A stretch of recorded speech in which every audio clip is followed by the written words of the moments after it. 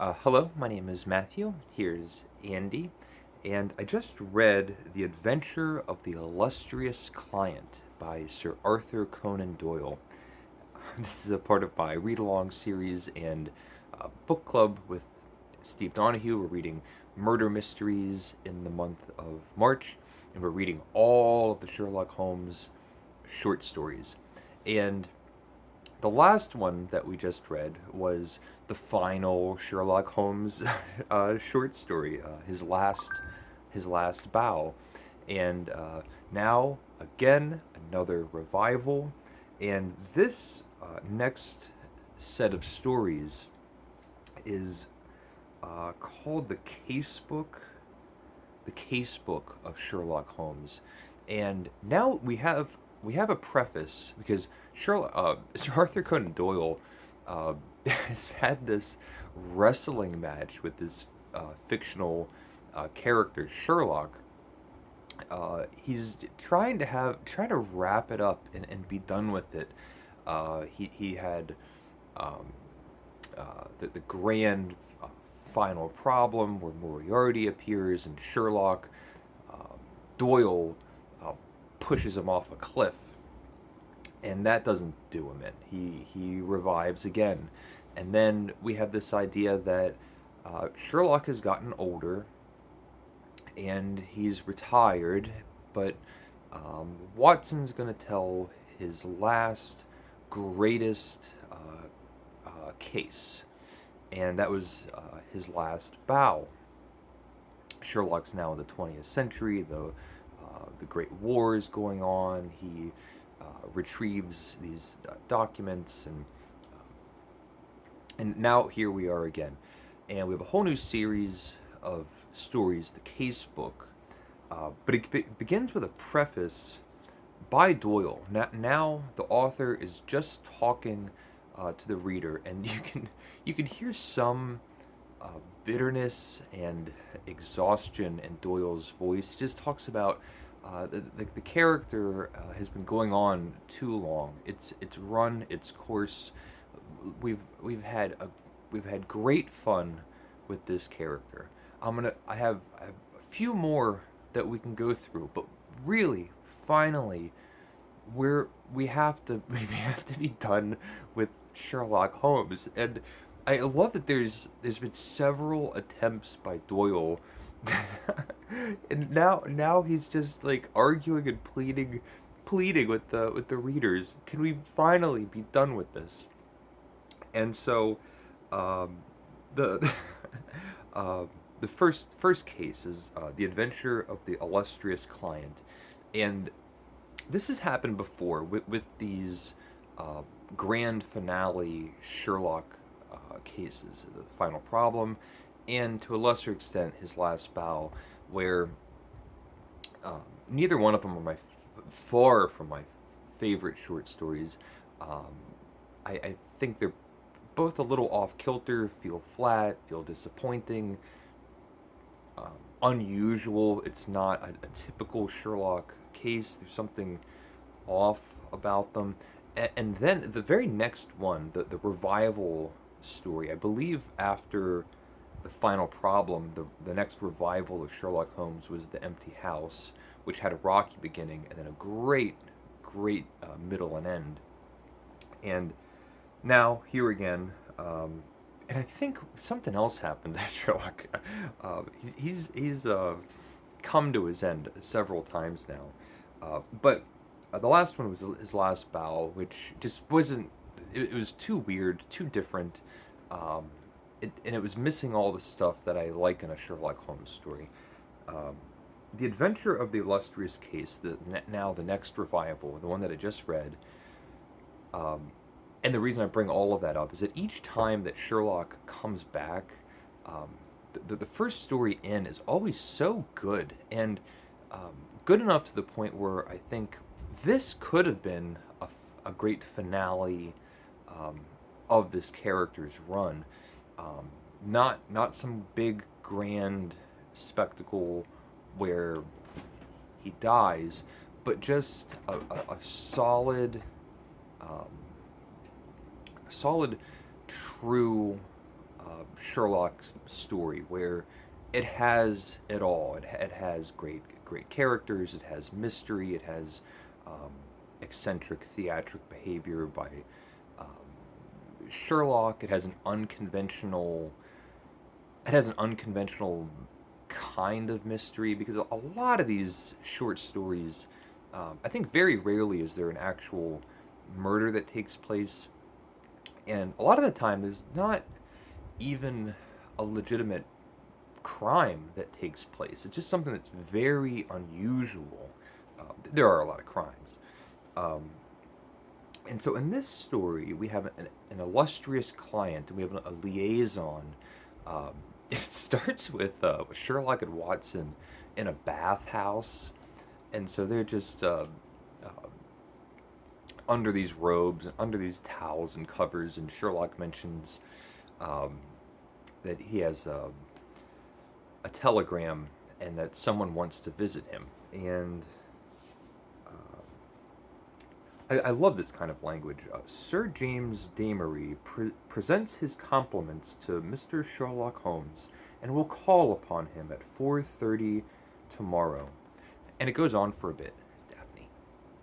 At the end of it, we do have, uh, well, so the telegram ends with, and that he will confirm it over the telephone to the Carlton Club. The last short story, we had a car make its appearance. And now we have telephones in these short stories. So it's getting into the present age, which I think is um, really neat and probably not a memorable aspect of these short stories. Relatively minor and irrelevant, but neat details.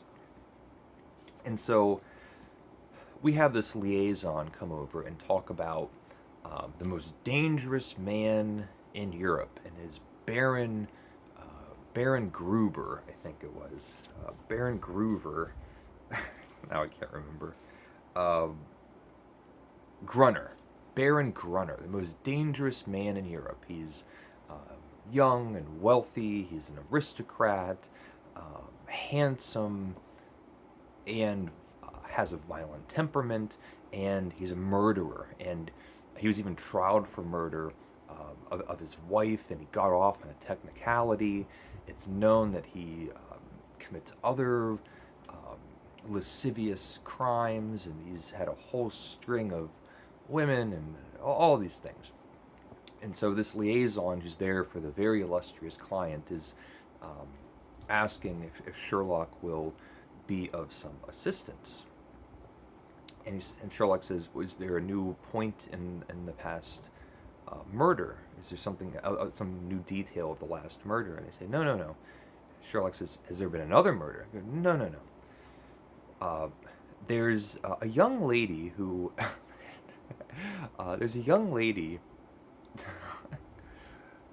uh, who has fallen in love with this von Gruner, and she's from a wealthy family, noble lineage, um, part of high society, and everyone, the family, everyone is afraid and has tried to convince her. This young lady is now in love and is going to marry this Baron Gruner, and he has kind of swept her away. He's been very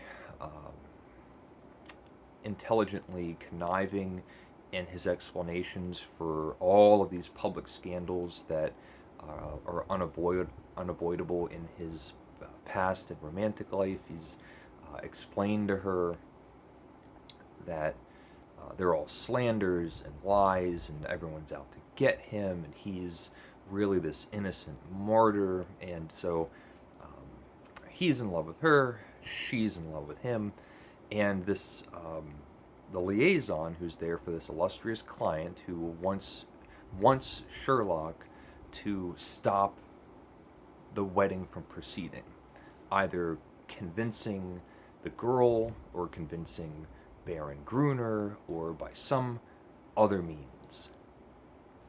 So that's the case. And We get so many great interactions. The moment with Sherlock and Watson at the bathhouse is just great. Um, the person coming into the apartment and having their story that they have to tell, which it's happened so many times and it's done so well. And we have Sherlock just examining um, the person that's coming in the room and examining the story and being able to pull off his shelves little details that are coming up and knowing things, just having an impressive knowledge of um, all the people and all the crimes and just knowing everything that's going on with everything. You get that, and then an unusual case. And one of the next steps is Sherlock has a confrontation with this Baron Gruner, goes to see him, and such a better adversarial feeling having these two. You have Sherlock and then someone that's the most dangerous man in Europe. Compared to the Moriarty exchanges, this one is just so much better. This guy isn't saying, I have a brilliant intellect and you have a brilliant intellect, and so you know what I'm thinking, and I know that you know what I'm thinking. Instead, you just really get this feeling that it's a cat and mouse game.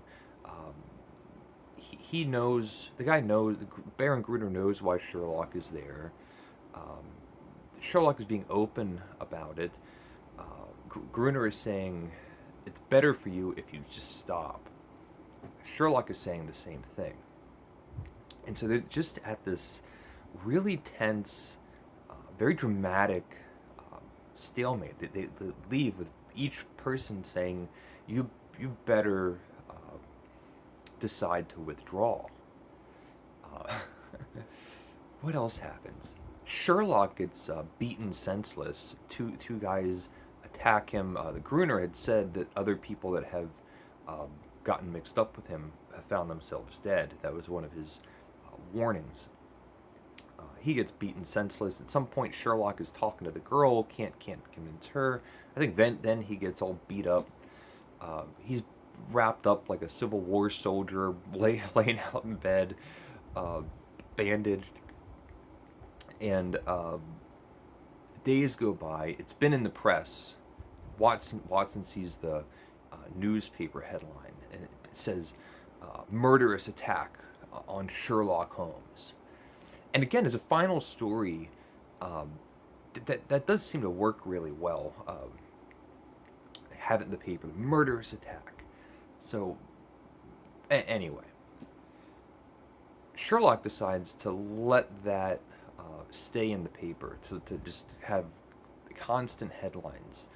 Sherlock is on death's door, and Sherlock nearly dead, to throw Gruner off the scent. And he's recovering. He finds out the wedding has been pushed up, and so Sherlock might have had a plan, but now he has to accelerate the plan.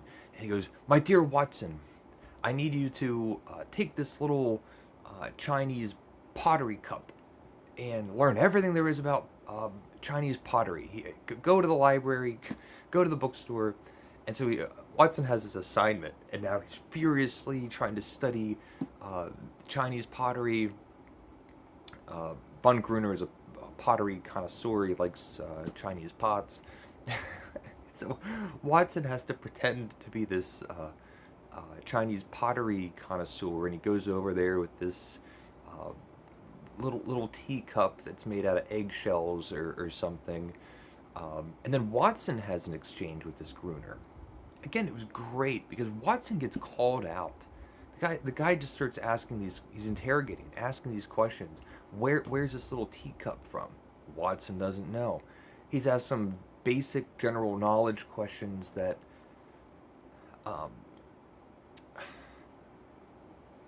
Chinese pottery connoisseurs would just know, and he doesn't know them, and he's figuring out this guy's a spy. He's here for Watson. all the while there's like a crashing in the other room, or there's a noise in the other room. Uh, the guy, Gruber, like runs. He finds Sherlock has broken into his inner study and has stolen this uh, the one book that could. It's this brown book that he keeps with all of the women that he's ever been with, and he writes terrible things about them, and it's in his own handwriting, and it's going to be the book that can ruin him, and it's been locked, up in lock and key, and all that. Um, Sherlock just jumps out of the window with the book. Um, and there's other parts that I haven't mentioned. There's the introduction of a new character that we're told has even been involved in other cases but hadn't been mentioned. Um, Very strange name that now I'm going to forget. Uh, yeah, I'm not even going to be able to find it. And I just read it. The one girl gives him the nickname Porky. But anyway, there's other layers to the story. It's all very madcap. There's lots of surprises, lots of several moments that are extremely satisfying. Um, I thought it was terrific. If this would have been the final problem or his last bow, and it was nothing more than just a solid case, just has everything working for it. Um, Instead of trying to have some um, grand grand finale, wrapping everything up or anything like that.